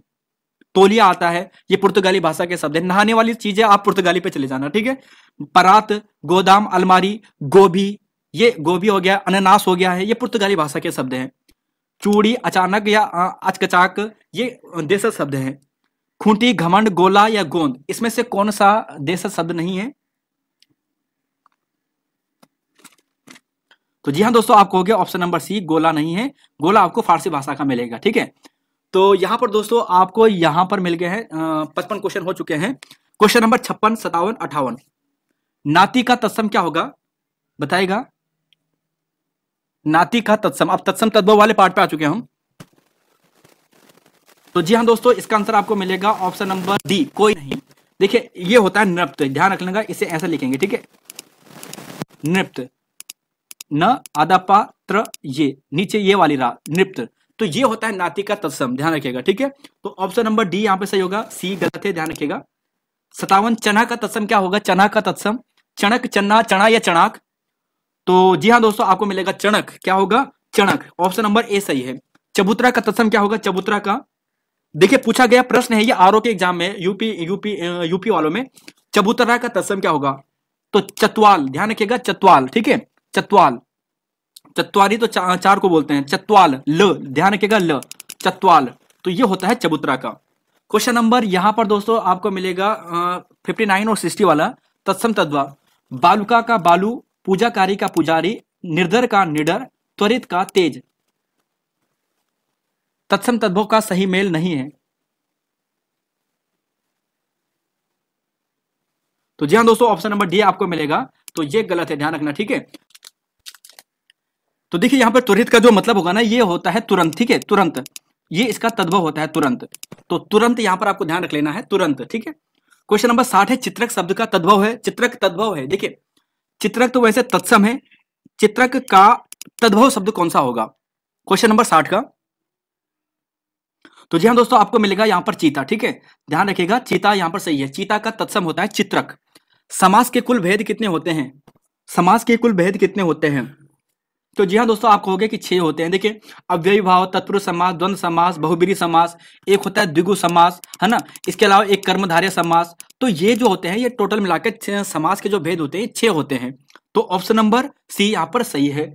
अगला क्वेश्चन है दोस्तों, आपको बताना है, देखिए अव्ययी भाव समास में पहला पद प्रधान होता है, यह बिल्कुल सही है या गलत है, बताइएगा। तत्पुरुष समास में दूसरा पद प्रधान होता है, द्वंद्व समास में दोनों प्रधान होते हैं, बहुब्रीहि समास में पहला पद संख्यावाचक होता है। तो जी हाँ, आप कहोगे गलत, इसमें तो कोई भी पद प्रधान नहीं होता है, ठीक है। बहुब्रीहि समास में क्या 2 पद होते हैं, कोई भी प्रधान नहीं होता है, और ये तीसरे पद की ओर इंगित करता है। तो बहुब्रीहि समास इसका राइट आंसर है। क्वेश्चन नंबर 63, देखिए आपको ये बताना है वनवास में कौन सा समास होगा? वनवास में बताइएगा जरा, वनवास में कौन सा समास होगा? संबंध तत्पुरुष, अधिकरण तत्पुरुष, संप्रदान तत्पुरुष या करण तत्पुरुष?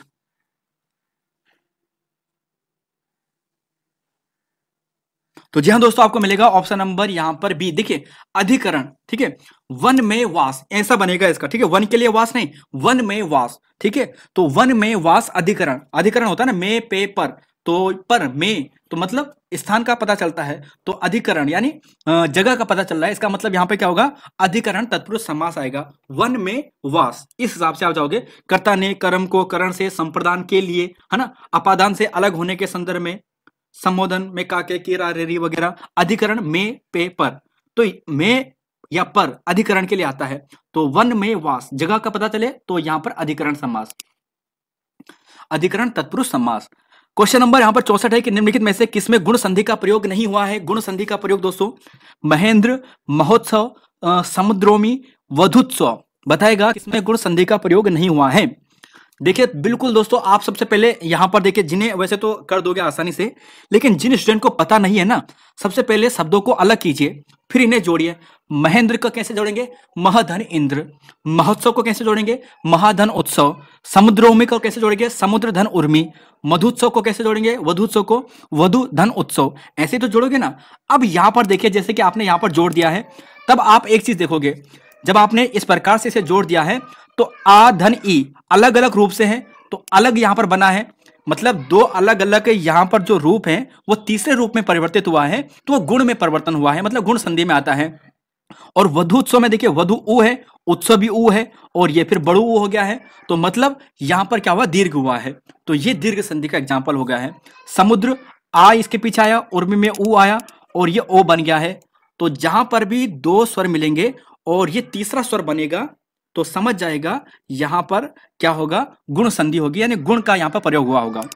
तो क्वेश्चन नंबर 64 भी हो चुका है। क्वेश्चन नंबर 65 से लेकर 67 तक देखिए, स्वर संधि के कुल कितने भेद होते हैं। तो देखिए ऑप्शन के अनुसार आपको देखना है, और आप कहोगे कि स्वर संधि के कितने भेद होते हैं, स्वर संधि के कितने भेद होते हैं, स्वर संधि के कितने भेद होते हैं। तो जी हाँ दोस्तों, आप कहोगे कि 5 होते हैं, ठीक है। तो स्वर संधि के भेद कितने होते हैं, 5 होते हैं। बताएगा जरा कमेंट बॉक्स में लिखिएगा कौन कौन से होते हैं, बहुत सरल है। 66वां है, लुटेरा में कौन सा प्रत्यय आएगा, तदित, कृत्य, कृत प्रत्यय, इरा प्रत्यय या फिर आ प्रत्यय, बताएगा। लुटेरा में कौन सा प्रत्यय आने वाला है, लुटेरा में, तो देखिए लुटेरा में आपको मिलेगा कृत प्रत्यय। देखिए कृत या कृदंत प्रत्यय इसे कहते हैं। देखिए एक चीज देखिए, दो प्रत्यय होते हैं। प्रत्यय अगर आपको पूछा जाएगा कि प्रत्यय के कितने प्रकार होते हैं, तो प्रत्यय के 2 प्रकार होते हैं। एक प्रकार होता है तदित प्रत्यय, एक प्रकार होता है कृत प्रत्यय। तदित प्रत्यय को तदितांत भी कहते हैं, कृत प्रत्यय को कृदंत प्रत्यय भी कहते हैं। कृत प्रत्यय में क्या होता है, कृत प्रत्यय में क्रिया के पीछे लगता है, ठीक है। क्रिया के पीछे क्या होता है कि क्रिया के पीछे लगने वाले शब्द, ठीक है। तो क्रिया के पीछे जो लगता है प्रत्यय, वहां पे कृदंत प्रत्यय आएगा। तदित में संज्ञा सर्वनाम क्रिया, संज्ञा सर्वनाम विशेषण, ये चीजें आप ध्यान रखिएगा। जैसे लुट, लुटना, लुटना क्या है, क्रिया है, तो उसके पीछे प्रत्यय लगा लुटेरा, तो इसका मतलब यहां पर क्रिया के पीछे चढ़ा है ना लुटेरा में, तो यहां पर क्या आएगा, कृत प्रत्यय। जैसे आपको जैसे एक एग्जांपल बात करें, पढ़ना, देखिए पढ़ना, तो आप एक चीज देखोगे, पढ़, पढ़ क्या है, क्रिया है ना, तो क्रिया के पीछे ना लगा, ना प्रत्यय, तो इसका मतलब यहां पर कौन सा आएगा, कृत प्रत्यय। यानी क्रिया के पीछे जो भी प्रत्यय लगे वो कृदंत या कृत प्रत्यय आएगा। और संज्ञा सर्वनाम या विशेषण के पीछे जो शब्द लगे, जैसे एग्जांपल बात करें, संपेरा की बात करते हैं। अब देखिए संपेरा में एरा प्रत्यय आया है ना, संप यानी सांप से बन रखा है मूल शब्द में, और सांप क्या है, ये एक संज्ञा शब्द है या विशेषण में सांप है, संज्ञा आ गया, तो इसका मतलब क्या आएगा, ये तदित प्रत्यय आएगा। तो ऐसे आपको करना है, संज्ञा सर्वनाम विशेषण के पीछे लगने वाले जो शब्द प्रत्यय होंगे वो तदित में, और क्रिया के पीछे लगने वाले कृदंत में या कृत प्रत्यय में। प्रत्यय के भेद कितने होते हैं, तो देखिए प्रत्यय के भेद कितने होते हैं आपको बताना है। तो जी हाँ दोस्तों, अभी आपको देखा 2 होते हैं, ठीक है, तदित और कृत प्रत्यय। गांगे, कौंते और मार्कंडेय, इसमें कौन सा प्रत्यय का प्रयोग हुआ है, गांगे, कौंते और मार्कंडेय, इसमें कौन सा प्रत्यय हुआ है, गांगे या इया, ए या फिर आ, कौन सा प्रत्यय हुआ है। तो जी हाँ दोस्तों, आय प्रत्यय हुआ है, ठीक है, ध्यान रखिएगा, इंपॉर्टेंट प्रश्न है। गांगे, कौंते, मार्कंडेय, इसमें अय प्रत्यय का यूज हुआ है। आदि प्रत्यय के नाम से किसे जाना जाता है, क्वेश्चन नंबर 69। आदि प्रत्यय के नाम से जाना जाता है उपसर्ग को। आदि, देखिए आपने सुना होगा आदि ना अंत, आदि का मतलब शुरुआत और अंत का मतलब अंत, है ना। तो आदि मतलब शुरुआत में, तो शुरुआत में क्या लगते हैं, किस प्रत्यय में लगता है, उपसर्ग होता है, तो शुरुआत में उपसर्ग लगते हैं ना। जैसे अभी, अधिराम या अधिकार, कुछ भी जैसे अधिप्रत्यय होता है या फिर कुछ भी लगाए कोई भी उपसर्ग आप लगाए जो शुरुआत में लगेंगे तो वो उपसर्ग होते हैं। इसी को आदि प्रत्यय के नाम से भी हम जानते हैं। जैसे प्रत्येक, प्रति उपसर्ग, तो प्रति शुरुआत में लगा है तो इसे आदि प्रत्यय या उपसर्ग कहते हैं। अन्वय में उपसर्ग कौन सा होगा? तो जी हाँ दोस्तों, आपको मिलेगा यहां पर अनु उपसर्ग। ठीक है, अनु उपसर्ग, अनु धन वय, तो यहां पर अनु उपसर्ग आपको मिलने वाला है। क्वेश्चन नंबर 71, असत्य कथन का चयन करना है। देखिए मुहावरे वाले पे आ गए, मुहावरे लोकोक्ति, यहां से 10 क्वेश्चन एग्जाम में आने हैं। मुहावरा वाक्यांश होते हैं। मुहावरा मूलतः अरबी भाषा का शब्द है। मुहावरा का अर्थ कही हुई बात होता है और मुहावरा का अर्थ सामान्य या शाब्दिक ना होकर विलक्षण या लाक्षणिक या विशेष होता है। कौन सा दोस्तों यहां पर असत्य कथन है, बताइएगा। 71वां क्वेश्चन देखिए, इसका सही आंसर आपको मिलेगा सी। देखिए मुहावरा का अर्थ कही हुई बात नहीं होता है। कही हुई बात के लिए जो होता है वो लोकोक्ति होता है। लोकोक्ति, लोकोक्ति पूछा जाए तो कही हुई बात को जो दोहराते हैं ना वो लोकोक्ति में आता है। मुहावरा का मतलब होता है कि किसी चीज का अभ्यास करना, सामान्य अर्थ होता है इसका अभ्यास करना। ठीक है, तो मुहावरा अरबी भाषा का बिल्कुल सही है, ये वाक्यांश होता है और बाकी ये सभी सही है। ये अपना विशेष अर्थ ना बताकर ये अपना सामान्य अर्थ ना बताकर बल्कि विशेष अर्थ बताते हैं। छाती पर पत्थर रखना मुहावरे का अर्थ क्या होगा?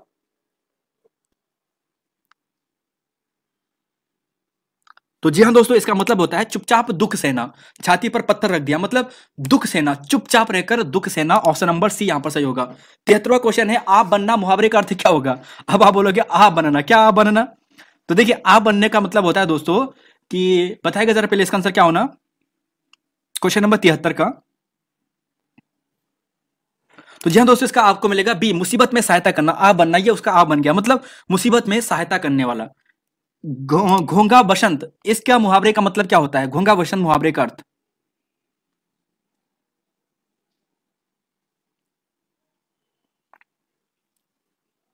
तो जी हाँ दोस्तों, इसका आंसर आपको मिलेगा मूर्ख। ठीक है, घोंघा बसंत का मतलब होता है मूर्ख। ऑप्शन नंबर बी यहां पर सही है। कड़ी का उबाल इस मुहावरे का अर्थ बताएगा। कड़ी में उबाल बताएगा दोस्तों। आपने कड़ी खाई होगी ना, तो कड़ी खाया होगा। देखिए खुशका भात होता है ना, खुशका जो चावल के साथ क्या करते हैं, मीठा डालते हैं ना, गुड़ डालते हैं और उसके साथ कड़ी, तो सबसे बढ़िया स्वाद आता है उसका।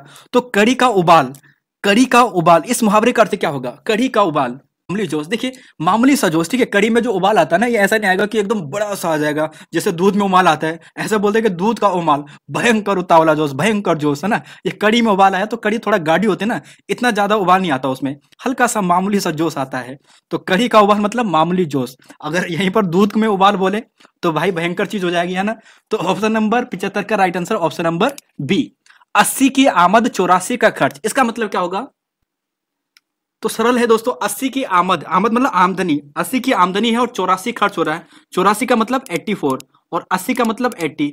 80 की आमदनी है, 84 का खर्च हो रहा है, 84 का खर्च हो रहा है, मतलब आमदनी से अधिक खर्च होना, है ना। ऑप्शन नंबर सी यहां पर सही होगा। क्वेश्चन नंबर 77 और 78, गूंगे का गुड़ होना इस मुहावरे का अर्थ क्या होगा? या गूंगे का गुड़ इस लोकोक्ति का अर्थ क्या होगा? गूंगे का गुड़, गूंगे का गुड़ होना, छोटी उम्र में अनुभव होना, अनुभव को प्रकट ना कर पाना, वर्णीय अनुभव या ज्ञान का अनुभव ना होना। तो देखिए आप समझ चुके होंगे, ऑप्शन नंबर बी आएगा। देखिए गूंगा मतलब कुछ नहीं बोल सकता, है ना। गुड़ का मतलब यानी अनुभव को प्रकट नहीं कर पाता। गुड़ तो है मतलब मीठापन है उसमें, उसमें कुछ काबिलियत है, लेकिन उसे क्या कर रहा है, प्रदर्शित नहीं कर पा रहा है। तो इसी को यहाँ पर सिंपली ऐसा कह सकते हैं, अवर्णीय। ध्यान रखिएगा कैसा भी लिखा जा सकता है, ठीक है। अवर्णीय, अवर्णीय अनुभव, ऐसा भी एग्जाम में आ सकता है, मतलब जिसका अनुभव को प्रकट ना किया जा सके। क्वेश्चन नंबर 78, नकार खाने में तूती आवाज इस लोकोक्ति का अर्थ क्या आएगा? नकार खाने में तूती आवाज। अब देखिए तूती क्या होती है, छोटी छोटी आपने पिंपरी देखे होगी ना, जब आप मेले से लेकर आते हैं, जब आप छोटे छोटे रहोगे तो मेले में जाते रहोगे तो पुई बाजा लाते रहोगे, है ना। तो ये पुई बाजा जो होता है छोटा सा होता है और नकार खाना और तूती होता है ये इतना बड़ा होता है भाई साहब, जो आपने देखा होगा ना कहीं पे, जैसे जैसे मदरसे में होता है, मस्जिद में होता है ना। तो मस्जिद में बड़ी बड़ी वो लगा रखे होते हैं उन्होंने। तो यहां पर यह है कि नकार खाने में तूती आवाज, इस लोकोक्ति का अर्थ क्या होगा? मतलब ये होगा कि ये छोटी है और ये बड़ा है, मतलब छोटों की बातों का बड़ों के सामने महत्व ना रहना या उनकी बातों को अनदेखा कर देना बड़ों के सामने। तो ऑप्शन नंबर सी यहां पर सही आएगा।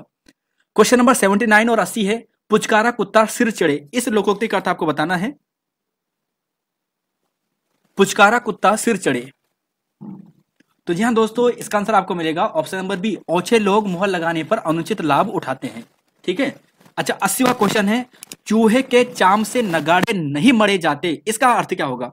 चूहे के चाम से नगाड़े नहीं मरे जाते, तो चूहे की चमड़ी होती है ना, इससे नगाड़े नहीं मरे जा सकते, नगाड़े नहीं बन सकते हैं। तो बिल्कुल दोस्तों, आप कहेंगे ऑप्शन नंबर डी, सीमित साधनों से बड़े काम नहीं हो सकते हैं। तो ऑप्शन नंबर डी यहां पर सही होंगे। तो देखिए दोस्तों, ये वाला पार्ट भी हमारा कंप्लीट हो चुका है और अब आ चुके हैं हम यहां पर विराम चिन्ह वाले प्रश्नों पर। निम्न विराम चिन्ह का मतलब क्या होगा? ये वाला विराम चिन्ह आप देख रहे होंगे, ये अब आपको बताना है इसका मतलब क्या है, इसे क्या कहते हैं। 5 क्वेश्चन आएंगे विराम चिन्ह से आपके एग्जाम में। अल्प, सेमीकोलन, कोलन या हाइफन चिन्ह। तो जी हाँ दोस्तों, यहां पर आपको मिलेगा सेमीकोलन। देखिए, अल्प विराम क्या होता है दोस्तों? एक कोमा, जिसे हम बोलते हैं कोमा बोलते हैं इंग्लिश में ना, ये कोमा। सेमीकोलन का मतलब ये वाला जो आपको एग्जांपल दिया है, इसी को अर्धविराम कहते हैं। क्या बोलते हैं? अर्धविराम। ठीक है। कोलन इसे बोलते हैं, बताइएगा इसे, कोलन को क्या बोलते हैं? इसे पूर्ण विराम बोलेंगे। ठीक है। कोलन को क्या कहेंगे? पूर्ण विराम कहेंगे, या इसे अपूर्ण विराम कहेंगे। बताएगा जरा, बताएगा क्या आएगा यहाँ पे। कोलन को क्या बोलते हैं? कोलन को इसे बोलते हैं ये वाला, इसे बोलते हैं उपविराम, या इसी को दोस्तों हम बोलते हैं अपूर्ण विराम। ठीक है। और हाइफन चिन्ह आपने देख लिया होगा ये। तो क्वेश्चन नंबर यहां पर 81 का right answer option number B, जहां पर वाक्य की गति अंतिम रूप ले लेती है वहां पर प्रयोग होता है। अब देखिए, वाक्य की गति अंतिम रूप ले लेती है मतलब सेंटेंस समाप्त हो चुका है। सेंटेंस समाप्त हो चुका है तो क्या लगाते हैं? फुल स्टॉप लगाते हैं, मतलब पूर्ण विराम हम यहां पर लगाते हैं। डॉक्टर रावत ने कहा कि पंडित जी देश के पहले प्रधानमंत्री थे, इसमें कौन सा विराम चिन्ह का प्रयोग हुआ है? बताइएगा।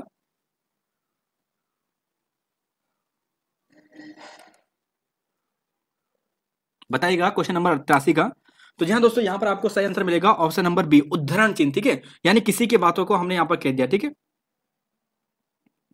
तो ऑप्शन नंबर बी यहां पर सही आएगा, यानी किसी की बातों को हमने सेम टू सेम ऐसे लिख दिया इस चिन्ह के भीतर, तो उद्धरण चिन्ह के अंतर्गत आते हैं। क्वेश्चन नंबर यहां पर है 84। देखिए, किसी कठिन शब्द को स्पष्ट करने के लिए किस विराम चिन्ह का प्रयोग किया जाता है? Question number 84।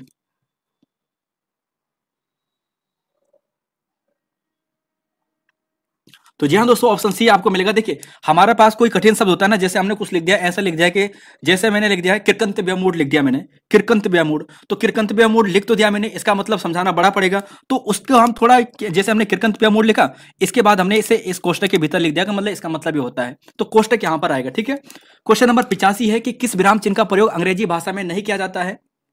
तो ऑप्शन के अनुसार आप देने वाले हैं ऑप्शन नंबर डी, यानी पूर्ण विराम। पूर्ण विराम। ठीक है। क्वेश्चन नंबर 86 है कि निम्नलिखित में से स्त्रीलिंग शब्द है। देखिए, जब हम विराम चिन्हों की बात करते हैं ना, तो विराम चिन्हों की संख्या 20 है, और ये 20 किसने कहा है? कामता प्रसाद गुरुजी ने कहा है। कामता प्रसाद गुरुजी ने, तो कामता प्रसाद गुरुजी ने विराम चिन्हों की संख्या 20 बताई है, और जो ये पूर्ण विराम है ना, इसका प्रयोग इसमें नहीं किया जाता अंग्रेजी भाषा में। तो ऑप्शन नंबर डी सही होगा। अब देखिए, स्त्रीलिंग शब्द कौन सा नहीं है दोस्तों, आपको बताना है। जनवरी, फरवरी, मई, जुलाई, अगस्त। तो देखिए, जो महीनों के नाम होते हैं, ध्यान रखिएगा, महीनों के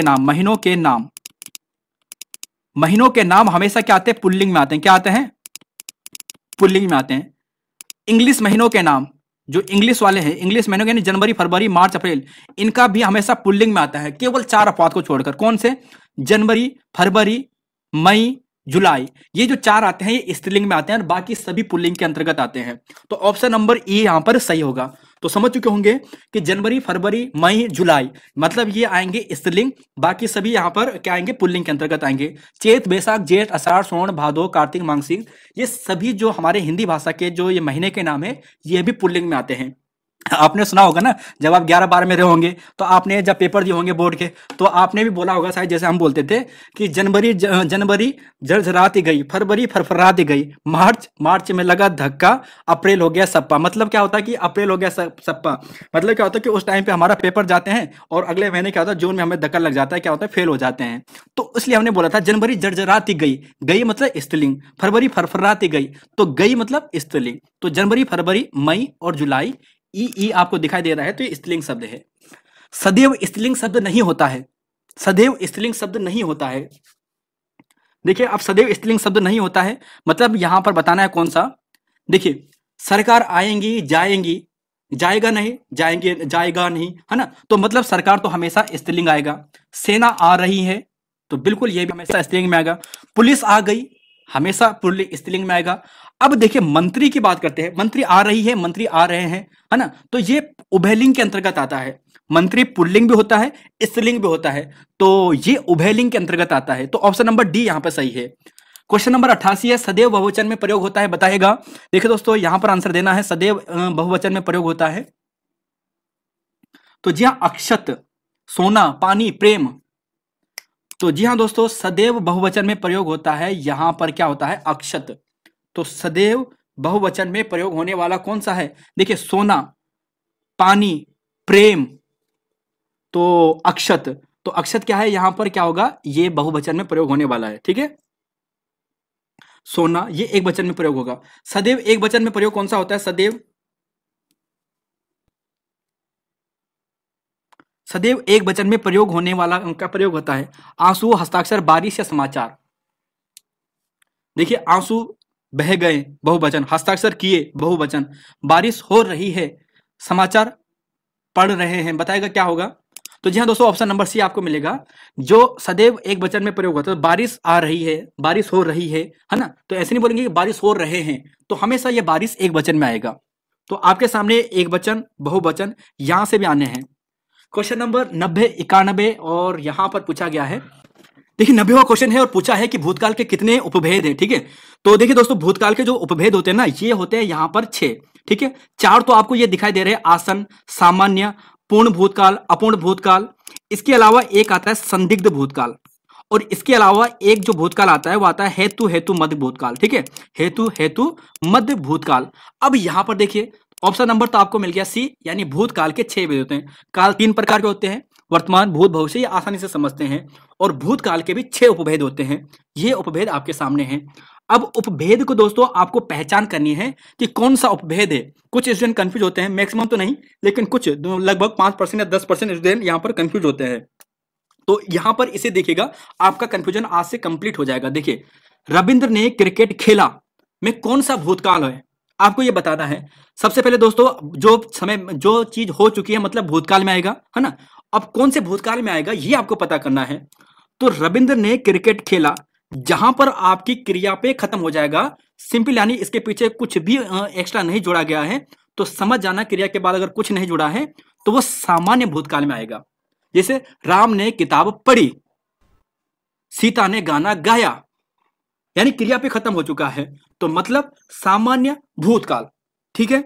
अब आपको यहां पर इन्हीं को आसन में चाहिए, पूर्ण में चाहिए, अपूर्ण में चाहिए, संदिग्ध में चाहिए, हेतु हेतु मध्य में चाहिए। तो कैसे याद करना है, तो सिंपल सा यहां पर है दोस्तों, यानी रविंद्र ने क्रिकेट खेला, ये वाक्य हमने यहां पे लिख दिया है, ठीक है। रविंद्र ने क्रिकेट खेला, रविंद्र ने क्रिकेट खेला, रविंद्र ने क्रिकेट खेला, ठीक है। अब यहां पर हमने क्रिया, ये हो गए खेला क्रिया। इस खेला क्रिया के बाद, यानी अगर हम है लगाते हैं या हूं लगाते हैं या है लगाते हैं, कुछ भी लगाएं, रविंद्र ने क्रिकेट खेला है या रविंद्र ने क्रिकेट खेला, या मैं क्रिकेट खेला हूं, यानी कुछ भी, यानी ऑप्शन के अनुसार आपके सामने जो भी वाक्य बन रहा है, जैसे यहां पे बन रहा है कि रविंद्र ने क्रिकेट खेला है, इसका मतलब भूतकाल में इसका आएगा आसन भूतकाल, ठीक है। पूर्ण काल में आपको क्रिया के बाद था, थे या थी लगेगा। राम ने क्रिकेट खेला है या रविंद्र ने क्रिकेट खेला था, यानी पूर्ण भूतकाल में। अपूर्ण भूतकाल में क्या आएगा, अपूर्ण भूतकाल में रहा था, रही थी या रहे थे, मतलब जो भी आपके सामने वाक्य होगा, जैसे सीता क्रिकेट खेल रही थी, तो ये क्या आएगा, ये आपको मिलेगा अपूर्ण भूतकाल में, ठीक है। और या रविंद्र क्रिकेट खेल रहा था, यानी अपूर्ण भूतकाल में आपको मिलेगा। संदिग्ध में दोस्तों क्या आएगा, संदिग्ध में होगा, होगा, राम क्रिकेट खेल रहा होगा, राम क्रिकेट खेल रहा होगा। तो ध्यान रखना, अगर होगा होगा आपको दिखाई दे, होगा, होंगे या कुछ भी, तो समझ जाना ये किस में आएगा, अपूर्ण भूतकाल, संदिग्ध भूतकाल में। और हेतु हेतु मद और भी आसान होता है। हेतु हेतु मद में क्रिया एक दूसरे से कनेक्ट होती है, मतलब क्रिया का प्रतिक्रिया होता है। अगर तुम पढ़ते तो पास हो जाते, तुमने नहीं पढ़ा इसलिए तुम फेल हो गए, मतलब एक दूसरे से यहां पर जो भी क्रिया होगी कनेक्ट होगी। जैसे राम अच्छा क्रिकेट खेलता है इसलिए उसका चयन हुआ, तो ऐसी क्रियाएं यहां पर क्या आती है, हेतु हेतु मद में आती है। निधि कविता से सुंदर है में कौन सा कारक आएगा, जरा बताएगा। निधि कविता से सुंदर है, इसमें कौन सा कारक आएगा। तो देखिए इसका राइट आंसर आपको मिलेगा क्वेश्चन नंबर 92, 93, 94 का देखिए। तो जी हाँ दोस्तों, आपको मिलेगा बी। देखिए आपने कारक पढ़े हैं ना, कर्ता ने कर्म को करण से संप्रदान के लिए अपादान से अलग होने में। तो अपादान का मतलब होता है अलग होने से, अलग होने में। ध्यान रखिएगा, अपादान का ही मतलब होता है तुलना करने में, तुलना करने में। अपादान का ही मतलब आएगा शिक्षा ग्रहण करने में, शिक्षा ग्रहण करने में। जैसे गुरुजी से हम हिंदी पढ़े, कुछ भी है ना। तो और अपादान का ही कारण दोस्तों ईर्षा करने में, द्वेष करने में, घृणा करने में, वहां पर भी अपादान का प्रयोग होता है। तो निधि कविता से सुंदर है, कंपेयर कर रहे हैं, तुलना कर रहे हैं, तो अपादान कारक। क्रोध, घृणा, द्वेष, ईर्षा आदि किस कारक चिन्ह का प्रयोग होता है, बिल्कुल अपादान कारक का होता है। मिल्लम ग्लेशियर से गोरी नदी निकलती है में कौन सा कारक है, तो इसका भी आपको मिलेगा यहां पर अधिकरण कारक। तो क्या मिलेगा, अधिकरण कारक, सॉरी ये अधिकरण कारक नहीं होगा, यहां पर होगा अपादान कारक। क्या होगा, अपादान कारक, अपादान कारक। ठीक है, अपादान का मतलब देखिए अलग होने में ना, ग्लेशियर से नदी निकल रही है तो अलग हो रही है उससे, जैसे पेड़ से पत्ते गिर रहे हैं, अलग हो रहा है, तो वहां पर भी अपादान कारक। तो शिक्षा ग्रहण करने में, अलग होने में, तुलना करने में, द्वेष, क्रोध, घृणा, द्वेष वगैरह जो भी है ये करने में आपका अपादान कारक का प्रयोग होता है, अधिकरण नहीं, अपादान कारक। क्वेश्चन नंबर 95, भारत देश का एकीकरण सरदार जी ने किया है, इसमें कौन सी संज्ञा है बताइएगा। भारत देश का एकीकरण सरदार जी ने किया है, इसमें किस संज्ञा का प्रयोग हुआ है सरदार जी में, बताइएगा। सरदार जी को अंडरलाइन कर दिया मैंने, अब आंसर बताइएगा क्या यहां पर होगा। भारत देश का एकीकरण सरदार जी ने किया है, इसमें कौन सी संज्ञा है। तो दोस्तों यहां पर आपको मिलेगा व्यक्तिवाचक। अब आप कुछ बोलोगे कि हर जाति क्यों नहीं हुई है, सरदार तो एक जाति होती है ना। तो देखिए दोस्तों, जहां पर हमें वाक्य का अर्थ समझना पड़ेगा कि वाक्य का अर्थ किसके लिए बोल रहा है। सरदार जी का मतलब किसके लिए है, सरदार जी का मतलब यहां पर किसके लिए है, सरदार जी का मतलब यहां पर एक किसी व्यक्ति के लिए है, वल्लभ भाई पटेल जी के लिए है। और वल्लभ भाई पटेल जी क्या है, एक व्यक्ति है, तो व्यक्तिवाचक के अंतर्गत आएगा, है ना। जैसे कि जय चंदों की कमी नहीं है, अब हमने कहा कि वर्तमान में जय चंदों की कमी नहीं है, वर्तमान में जय चंदों की। अब यहां पर जय चंदों का मतलब हमारा किसी एक से नहीं है, तब यहां पर जयचंद जातिवाचक के अंतर्गत आएगा। बहुत से स्टूडेंट कंफ्यूज होते हैं इसी चीज में, व्यक्तिवाचक जातिवाचक में। देखिए आपको केवल मतलब समझना है कि किसके संदर्भ में बोला गया है। यदि एक व्यक्ति के संदर्भ में बोला गया है तो व्यक्तिवाचक में आएगा, ठीक है। अगर एक की तुलना करके बहुत सारों को यहां पर कंपेयर कर रहा है कि वर्तमान में जयचंदों की कमी नहीं है, मतलब बहुत सारे के लिए बोल रहा है, तो जयचंद इसमें उन्होंने एक जाति बना दी, तो जातिवाचक के अंतर्गत आएगा, है ना। हम बोलते हैं पंडित जी बहुत अच्छे इंसान थे, पंडित जी का मतलब हम किससे बोल रहे हैं, जवाहरलाल नेहरू से, तो वो व्यक्तिवाचक के अंतर्गत आएगा, ठीक है। तो ऐसे आपको समझना है। क्वेश्चन नंबर 96, राष्ट्रपति शब्द में संज्ञा है, जब किसी और दिन इसकी एक अलग से क्लास होगी ना, वहां पे डिस्कस करेंगे। राष्ट्रपति शब्द में कौन सी संज्ञा आएगी, तो जी हाँ दोस्तों, राष्ट्रपति में आएगा जातिवाचक, ठीक है। राष्ट्रपति जातिवाचक है, उपराष्ट्रपति जाति है। तो जाति मतलब जिसमें जाति का भेद होता है, जाति का पता चलता है। मैं, हम किस प्रकार का सर्वनाम है दोस्तों, बताएगा। बंदी रक्षक में पूछा गया प्रश्न है, बहुत सरल प्रश्न है। तो जी हाँ, आप कहोगे कि यहां पर उत्तम पुरुष आएगा, ठीक है। मैं, हम, उत्तम पुरुष, तू, तुम, मध्यम पुरुष, वे, वह, यह, है ना। तो ये किसके अंतर्गत, अन्य पुरुष के अंतर्गत। और स्वयं, मैं अपने लिए अगर बात करूं तो स्वयं यानी स्वयं के लिए मैं, तो वहां पर निजवाचक आएगा। तो इसमें ध्यान रख लेना, निज में मत जाना, यहां पर जो आएगा ये उत्तम पुरुष के लिए आएगा, ठीक है। सटीक आंसर इसका उत्तम पुरुष होगा। अकर्मक क्रिया का उदाहरण दोस्तों आपको बताना है। अकर्मक क्रिया, देखिए अकर्मक जिसमें कर्म का यूज नहीं हुआ है, नहीं होता है सामान्यतः, तो बताना है चलना, सोना, हंसना, देखना। कौन सा यहां पे अकर्मक क्रिया का उदाहरण नहीं है। तो जी हाँ दोस्तों, आपको मिलेगा ऑप्शन नंबर डी, ठीक है। सुंदर दृश्य देखना, ठीक है। टीवी देखना, यहां पर टीवी हम कर्म के रूप में प्रयोग कर सकते हैं। तो देखना दोस्तों यहां पर क्या आएगा, अकर्मक क्रिया का उदाहरण नहीं है, ये सकर्मक क्रिया आगे। चलना, सोना, हंसना, ये क्या है, ये अकर्मक क्रिया है, पूछी जाती है यहाँ पर। सकर्मक क्रिया नहीं है, कौन सी नहीं है सकर्मक क्रिया, सकर्मक यानी जिसमें कर्म भी होता है साथ में, जैसे लिखना, लिखना मतलब बुक लिखना, पढ़ना, किताबें पढ़ना, राइटिंग लिखना, कुछ भी, नहाना, पीना, पानी पीना। तो हम इनके साथ कर्म जोड़ सकते हैं। पानी पीना मतलब पानी हम इसके साथ जोड़ सकते हैं, कर्म जोड़ सकते हैं। तो पानी पीना ये कर्म आएगा। पढ़ना, किताबें पढ़ना, गीता पढ़ना, रामायण पढ़ना, लिखना, निबंध लिखना, जयमाला लिखना, कुछ भी लिखना, तो यहाँ पर क्या आएगा, ये सकर्मक आएंगे। तो नहाना दोस्तों यहाँ पर गलत है, नहाना अकर्मक है, ठीक है। नहाना में क्या जोड़ोगे आप, कर्म, आपको जोड़ ही नहीं सकते, है ना। तो ऑप्शन नंबर सी यहाँ पे सही है। अर्थ के आधार पर क्रिया विशेषण के भेद कितने होते हैं? अर्थ के आधार पर क्रिया विशेषण के भेद कितने होते हैं? तो जी हाँ दोस्तों, अर्थ के आधार पर क्रिया विशेषण के भेद 4 होते हैं। कौन कौन से?